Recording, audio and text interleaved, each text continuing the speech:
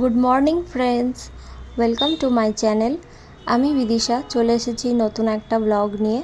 আজ বৃহস্পতিবার, আশা করি তোমরা সবাই ভালো আছো। সকালে ঘুম থেকে উঠে ফ্রেশ হয়ে গিয়ে ক্লিনিংয়ের কাজ আমি তাড়াতাড়ি সেরে নিয়েছি। তারপর স্নান করে ঠাকুরের পূজা দিতে চলে এসেছি। আর মা ওদিকে আজকে রান্না বান্না চা করা বাকি দিকটা সামলাচ্ছে। আর সেই ফাঁকে একটু দেখিয়ে দিই ফুল গাছগুলো। আজকে ফুল ফুটেছে অনেকগুলো, তো সেগুলোই তোমাদের সাথে একটু শেয়ার করে নিলাম। যাই হোক, চা এদিকে হয়ে গেছে, মা চা করে নিয়েছে। আর রান্নাবান্নাও মা আজকে করবে। আর আমার এদিকে পুজো করা হয়ে গেছে, তো তারই কিছু মুহূর্ত তোমাদের সাথে শেয়ার করছি। আপনারা যারা আমার চ্যানেলটা নতুন দেখছেন তারা অবশ্যই আমার চ্যানেলটাকে সাবস্ক্রাইব করে দেবেন।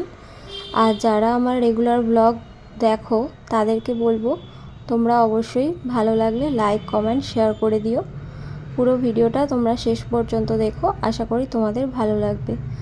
ঠাকুরের পুজো দেওয়া হয়ে গেছে, তো তারই কিছু মুহূর্ত তোমাদের সাথে শেয়ার করছি।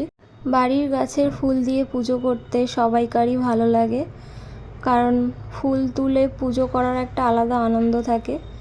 বাজার থেকে আজকাল ফুল কিনে আনতে হয়, কারণ সব সময় ফুল গাছে অতটা পরিমাণ ফোটে না। এখন গরমকাল, তো এখন এবার ভালো ফুল ফুটবে। তো তাতে অনেকের বাড়িতেই ফুল গাছ আছে। আমাদের বাড়িতে রয়েছে টবে ফুল গাছ।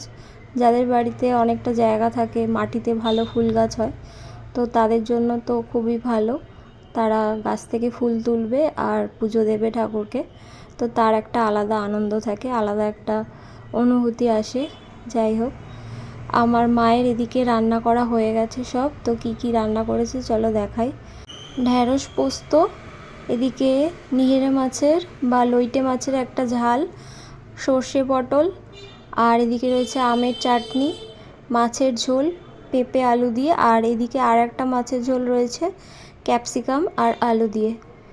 তো আমরা এবার সকালের খাবার খাবো।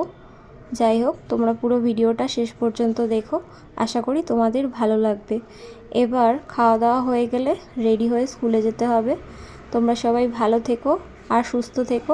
আবার পরের ব্লগে দেখা হবে।